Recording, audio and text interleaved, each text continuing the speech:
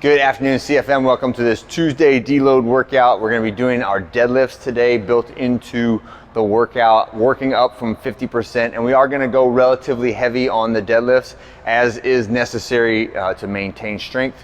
However, the rest of the workout I want to be at a very accessory pace. That should be the only really challenging thing that we do today, so not too much pressure. Let's begin with a 4-minute warm-up pace cardio of your choice block, and then we're going to go into 2 rounds wrist rolls from the floor. So I get on your knees on this one, and I want you to creep your fingers and then roll onto the backs of your hands and then creep backwards onto the palms, sort of stretching all the different directions. You can also go fingers pointed together and then fingers pointed away, fingers pointed together and fingers pointed away, but put some pressure on the back of your hand.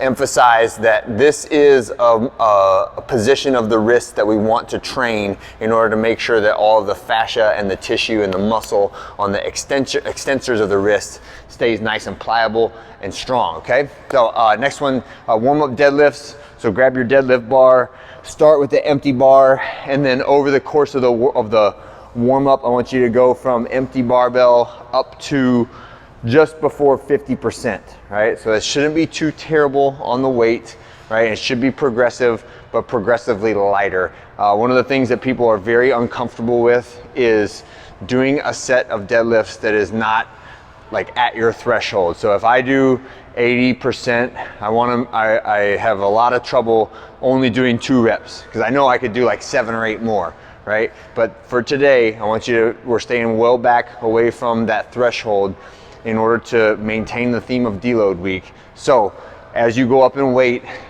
just make yourself mentally okay with stopping before it is too challenging, okay? Next one, partner overhead stretch, or you can do a monkey hang. I'll demo the partner overhead stretch when we get to the class, but the intent is just to stretch the overhead position, so monkey hang like so, okay? And then whatever other warm-up deadlifts that you need to do in order to get yourself to about 50%. And that's it. Okay, so quality AMRAP, 24 minutes or 4 rounds is about what we're looking for here. So 8 reps of a deadlift, start at 50% and then try to add 10% per round. So this should top out, so 50, 60, 70, 80 would be the goal. And 8 reps at 80% should be pretty close. That should be like the toughest set, and the toughest thing that we do is those last few reps on that set of 8, okay? Then you're gonna get a single kettlebell, and we're doing single leg deadlifts. With this, you can do 2 hands or 1 hand. Basically, the only thing we don't want to do in terms of our grip is use the same hand as the leg. So I don't want to be dragging the kettlebell down this leg because it encourages me to twist into it or to rotate into that movement. And I want you to try to keep both your hips and your shoulders square to the ground as you go down on that single leg deadlift. All right, next you're gonna do some walking on your toes and walking on your heels. 30 feet just happens to be the difference between the rigs. So if you start on one side of the rig over here, just walk to the other side. So start 1, walking on your toes, trying to keep your legs relatively straight, and we're just staying up high on your toes. On the way back, walking on your heels, right? Taking your shoes off can make this feel a little bit more natural and give you a little bit more contact pressure with the ground, which helps to toughen up the tissues, but it can also aggravate stuff. If you have a little plantar fasciitis or bruises on the bottoms of your feet going on and you need to protect them, keep those shoes on, okay? Next one is 30-second planking on each side, vertical pillar plank.